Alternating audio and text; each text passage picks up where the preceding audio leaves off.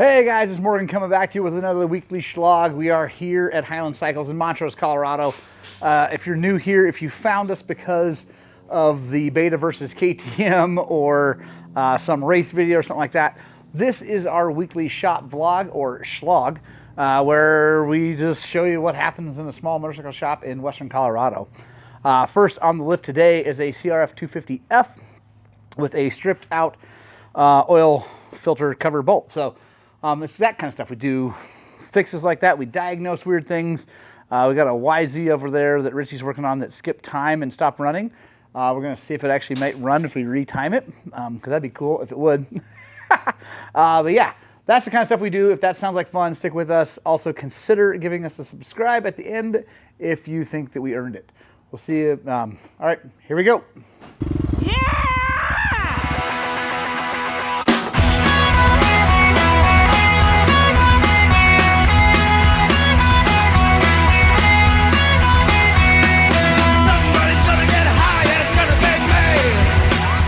All right, guys, like I said earlier, CRF 250F, great little bike for just putting around. This guy has two bikes. He's got an F, and then he's got a CRF 250R that he does for more, serious riding. But this is his just kind of cruise around putt bike, and he loves it. And I think they're great. They're indestructible. They're fuel injected now. They're a great little bike. And again, it's not a race off-road bike, so don't buy one of these and try to do that. But we got a strip bolt right here. At least that's what he tells us. So let's go confirm that. All right, see if it, yep. It just keeps turning. Okay. We are going to, first of all, there we go. We gotta remove these suckers.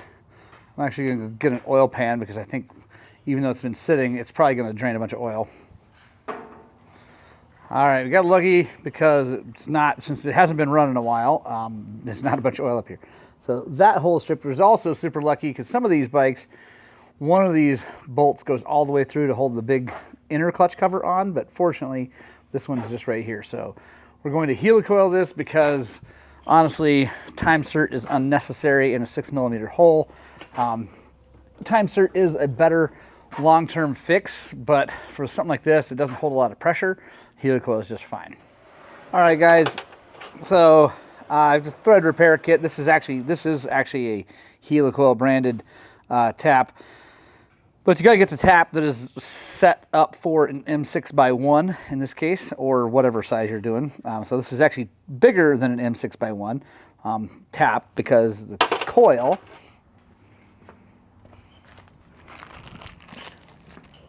If you've never seen one, looks like this, and so the inside of this is M6x1, so the outside is bigger than that, obviously. So there we go.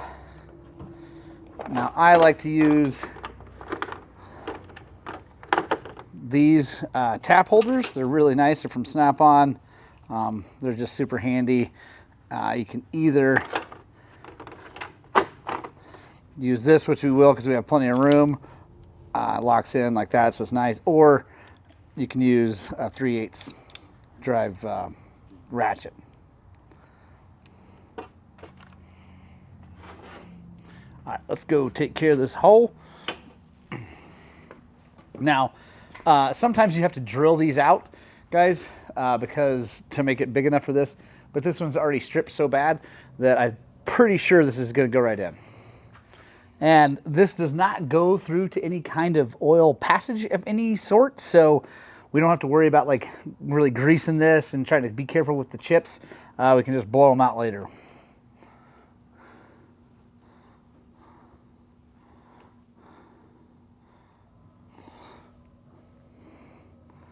You want to try to be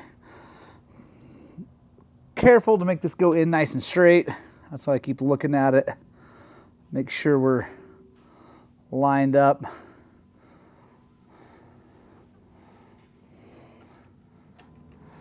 And on a blind hole like this, I'll run it in a little bit till it gets a little bit stiff, then pull it out and blow the hole out really good. Also blow the tap off, make sure you get all the chips off of that. Looking pretty good, but we're gonna go ahead and make sure we got plenty of threads cut.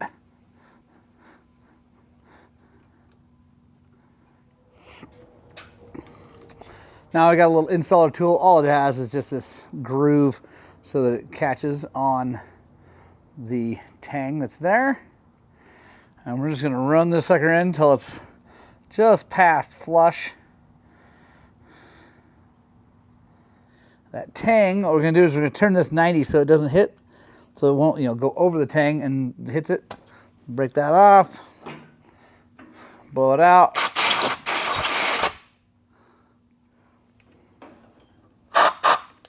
Simple as that. Now I don't put any, I'll show you what it looks like up close here. So you can see, maybe, focus, there we go. Nice new threads, all happy, and it's below flush so that, we're not gonna hang up on there and hold the cover out. Looks great, so all good. Now I don't put any Loctite on those, on the Helicoil because it's a coil, right? So the Loctite will just come through and get onto the bolt, and then that causes problems. It usually tries to come out. So yeah, I don't do that. And there's nothing wrong with the original bolt that came out. It just pulled the threads out because the bolt is steel and the case is aluminum, so just yank the threads out. There we go. And these bolts, guys, these 6 mil bolts really only take like 7 or 8 foot-pounds, which is like 9 or 10 Newton meters. So don't need to tighten them down. It's got an O-ring on there too. That's actually what seals anything from coming out.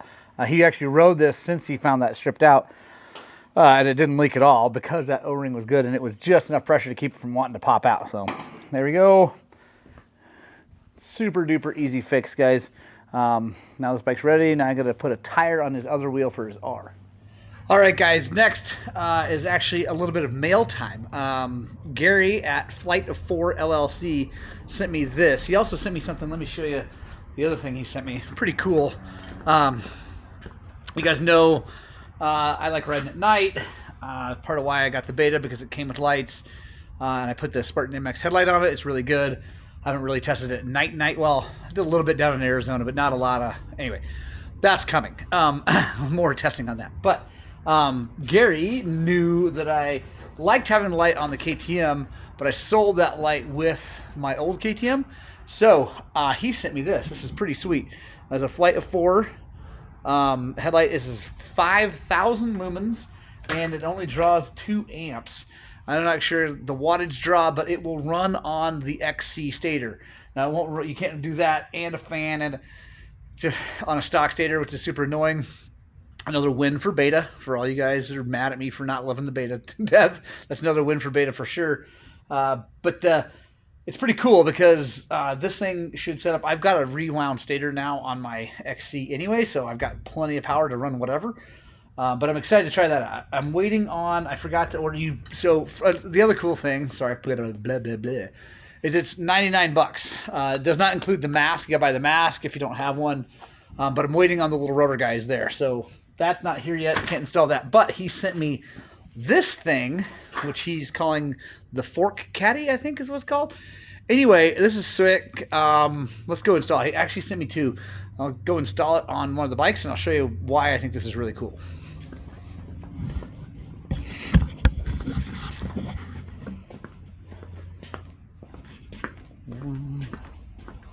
There's Leandro.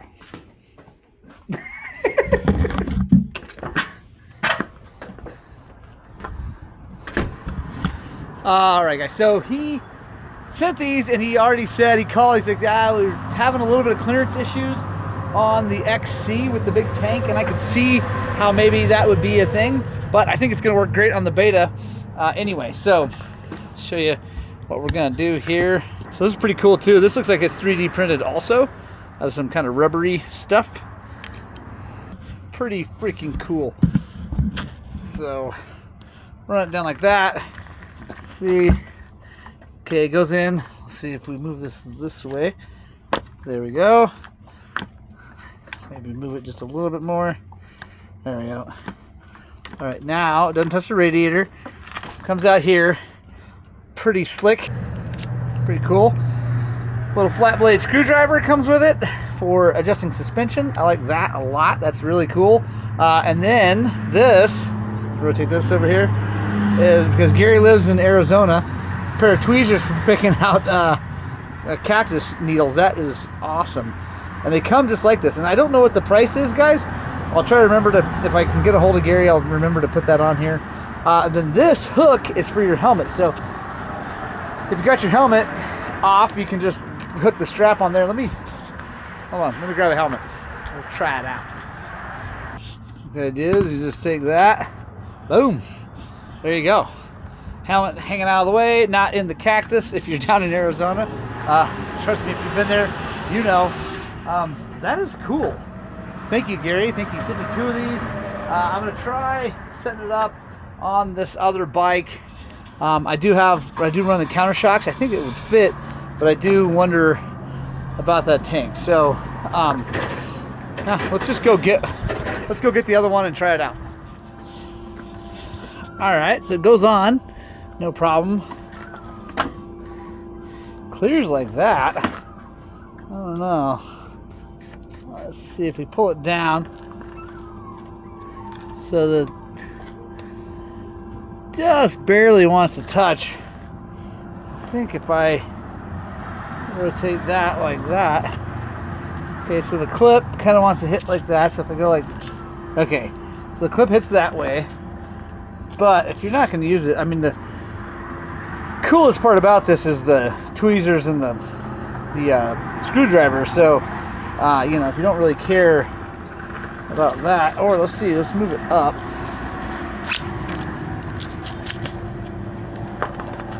Okay, so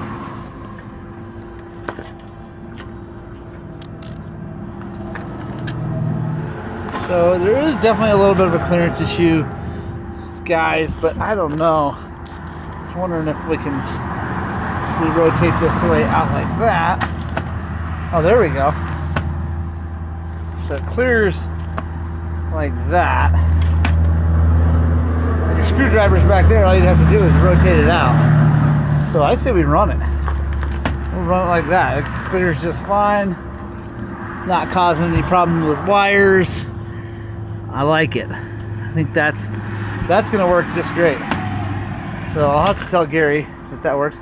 And then you can still hang a helmet right there, no problem. So pretty cool little product, guys. I'll put a link in the description to get a hold of Gary and buy one if you want. If you want to wait till I test it a whole bunch, that's cool too. I get it, 100%. I really do like having the screwdriver there. I always keep one in my pocket, but this is even easier to get to and quicker, so pretty sweet. And then if you're, you know, unlucky enough to hit a cactus, you can pull that stuff out, or, you know, all the other things that get stuck in your skin riding dirt bikes. So pretty cool. Get on to the next job. All right, guys, next on the lift is this 300 TX300. This is actually here before for a charging system problem. We got it fixed. He rode it, and then it had a charging system problem again. Let me show you something that I found. Sorry, I didn't bring it like from the get-go.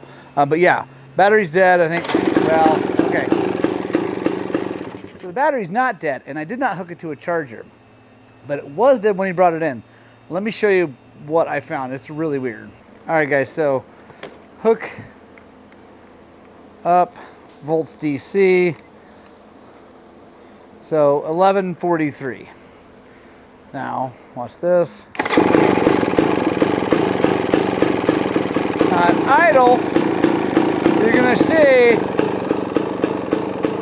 it's gonna keep climbing.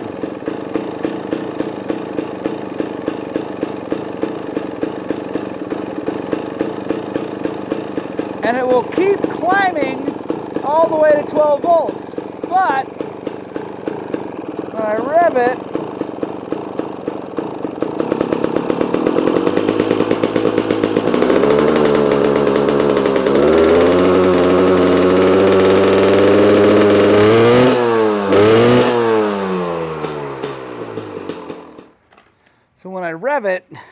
it kind of went down there, and then it went back up when I let off. It's doing weird stuff. So I think we replaced the stator last time, put a new stator in it, checked it. The battery, I had charged the battery while I was waiting for the stator. And so I put it in there, it went up to 13, 4, 5, whatever, and kind of hovered around there at idle. Revved it, seemed to stay right there. So I'm like, okay, we're good, right? Because the way these regulator rectifiers work, they have a sensing wire that tells it where it is, and so that's why it won't overcharge things. And so I figured, yeah, we're good. Now, when you turn this off, you can see it already dropped back down. So it is charging at idle, but I think when he rides it and he's at higher RPM, it's not charging. So my guess is the regular rectifier is no good. Now, I tested the last time it was here. This is probably my mistake, guys. So I had another bike in here with this regular rectifier, so I just swapped them, and it didn't fix the charging problem that we were having before. Because before, when you started up, it would do nothing. It would just drop no matter what. And I swapped the regular rectifier. That didn't do it. So then I checked the stator. It was no good. It was only producing like 6 volts AC. So replaced that, got all the volts AC that we needed, and I think that the regular rectifier was also maybe either on the verge of not being awesome, or maybe it was not totally awesome. So I'm pretty sure that's what's going on here. So I'm going to take that thing off there and check it. I'll show you how we check that, I think. Yeah, I should be able to. So I'll pull that off, show you how we check that separate.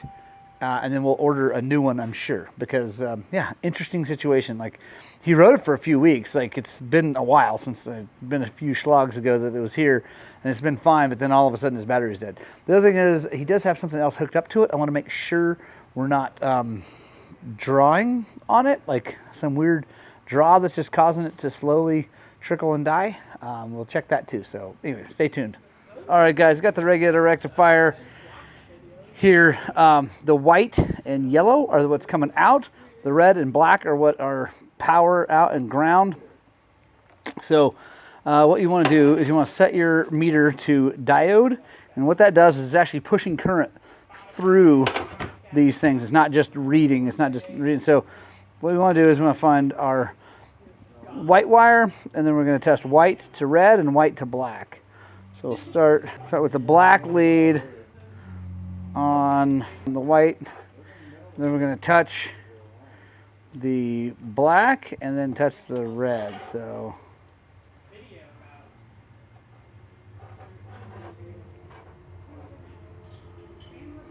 nothing on that. Now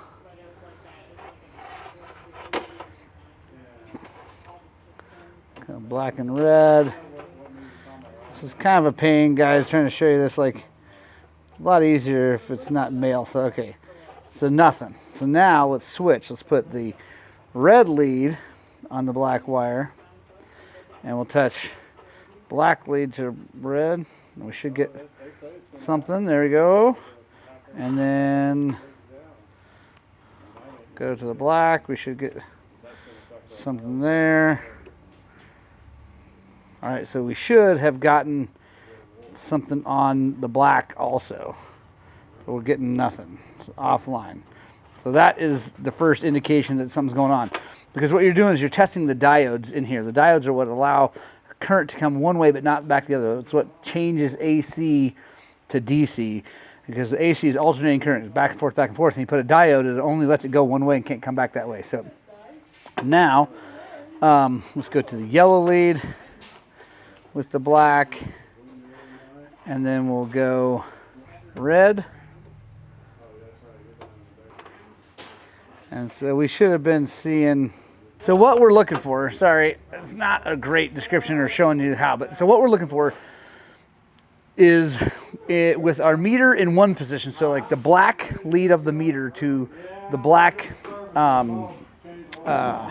wire, and then the red to the white and the yellow, because the white and yellow are the two power leads coming in. One way, like, so the black on that way, we should see some voltage, that, and then flip it, it should be no voltage on those two connections, and then it should be opposite the other way. Anyway, I think you guys understand. If you don't, sorry, I'll do a better video of this later, maybe with some diagrams. I need to do that, but anyway, this is testing bad, so we need a new one of these. That also makes sense with what the bike is doing, that when you rev it, it doesn't go, it should go up all the way to like 14.5 pretty quickly, and then level out there, and it's not doing that. So I know that the stator is good because we tested that before. The old stator was bad. When we put the new one in, it made a ton of volts AC. So that's doing what it needs to do. The rectifier is not. So we'll get a new one of those and we'll get this fixed. It's probably going to be on the next Shlog because it'll be next week or something. So stay tuned, subscribe, all that good stuff so you can see, make sure we got that fixed. So I'm going to put this thing back together, do air filter and oil change because he's going to ride it just kicking it. The beauty of this motorcycle is you don't need any of that for it to work. It'll work just fine without it. It'll just run because it's a normal dirt bike. We'll get this so he can ride it this weekend, and then next week we'll get that part. All right, guys, so on the lifts, we've got the X-Trainer beta. We're just blowing out that pipe, and I actually ended up finally blowing up my tool. Hang on, let me show you. I finally actually had a failure on it. No big deal. It was the valve stem that came out of here to put air in it. It finally blew up. Went bang real loud. It's kind of exciting. So I got to get a new one of those. I thought I had one. I don't, but get that fixed. Get that pipe blown out. We actually did some suspension work to that, and it's all good to go.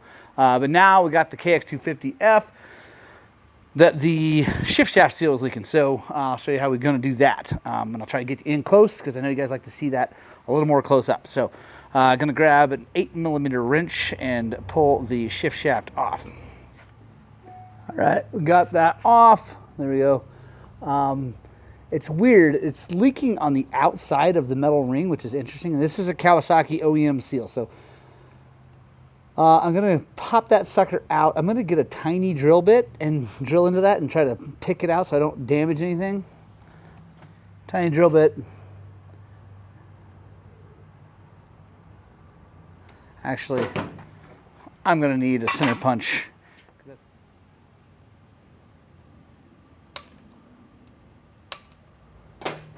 There we go.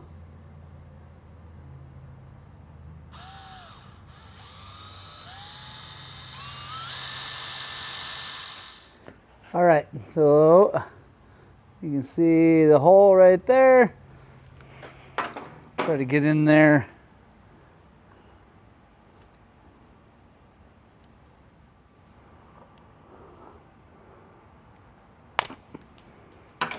All right, finally got it. All right, so guys, I'm gonna clean this really well. I got some brake clean right here. Yes, that is going into the motor. 100%, there's brake clean in the engine right now, but it's not a problem. A couple reasons. One, I'm going to blow some of it out of there and some of it further in there with this air gun, dry it out, and then when we run this bike and it heats up, that stuff's going to evaporate.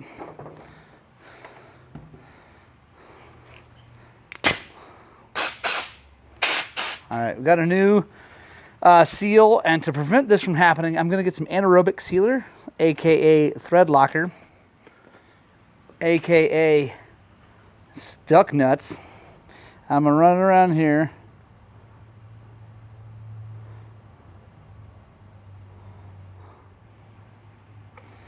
Then I'm going to get a socket that's the right size.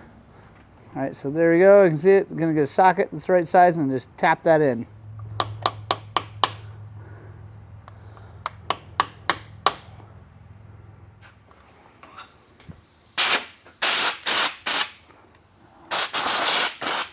All right, we got that done.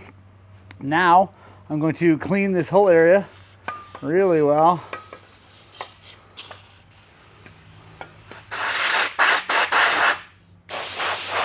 Now I'm going to lean this thing this way, start it up, get the oil nice and warm, and hopefully we don't have any more oil come out. All right, guys, I ran it. It's dry. Really happy about that. So the other one that we took out was an OEM that because we just rebuilt this motor. Cases, like put a crank and everything in it. So there's a brand new OEM seal that we put in on the bench, so it was like super easy. It wasn't even like up weird on the lift. So not sure why it leaked. but it definitely leaked around the outside. I don't love the metal seals. There's a lot of good things about the metal seals. They fit really good. If you tap them in right, they seem to be good. But I can see how, like metal on metal, if you get just a tiny imperfection, it's going to leak, whereas a rubber one might not. But again, that's OEM Cowie. Now it's fixed. I'm happy about that. So, all right, guys. So next bike I'm working on is actually this KX65. This is a pretty special project. I'm really super duper excited about it.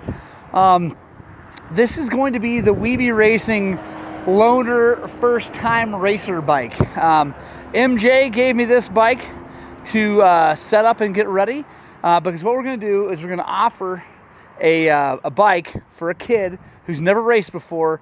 We're going to have gear, a bike, and everything for them to show up for a race. So all they got to do is pay their entry, and I think MJ might even have a deal with that where he's going to try to take care of entries for them too. So really excited, trying to get more people out racing, more people on dirt bikes, which, as you know, if you've watched this channel very much at all, you know that I believe dirt bikers are just better people than most people, and we need more dirt bikers on this earth. Racers specifically, because I just think dirt bike racers are rad. So yeah, I'm cleaning it up right now. I'm going to take it inside. I'm not going to do a whole bunch on the Shlog about it because I'm filming a separate series about it. So make sure you stay tuned, subscribe, hit the notification bell, all those YouTube things, because we're going to be taking the motor out, rebuilding the motor, crank, and everything. Huge shout out to Rocky Mountain ATV because they actually gave us parts for this thing. So tires, chain sprockets, Vertex motor kit, everything. They give it to us. So if you guys don't know how awesome Rocky Mountain ATV is, that's how awesome they are.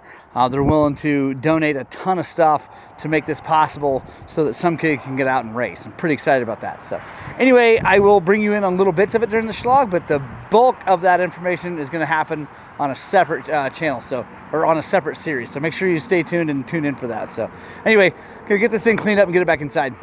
All right, guys, that's the end of the week, the end of the Shlog, but I want to finish this Shlog off with a little tool spotlight because I had a guy ask me about these from, I don't know, which not too long ago, a video. He saw me opening up my drawer, and no, I'm not going to talk to you about the toolbox widgets and where to buy those. I want to talk to these. He wanted to know about these things with orange handles. They are a ratcheting wrench, so like that. All right. And you just flip them over to change direction. They've got a spline drive on them, so they'll hook up to just about anything. And these are Matco, and I don't think they exist anymore. I don't think you can buy them. I absolutely love them. They're brilliant. I've got metric set, standard set. I love them. They're amazing. Hang on, phone's ringing. Hey, Paul, this is Morgan down at Highland Cycles. Good, we got your bike all ready to go. All right. So anyway, guys, those ratchet wrenches are really cool. I use them pretty much every day for everything from valve stem nuts, rim lock nuts, stuff on bikes. They're just really, really cool. Yeah, I like them a lot. Big fan. Maybe someone comment below if those are still available. Last time I checked, I don't think they were, but maybe they are.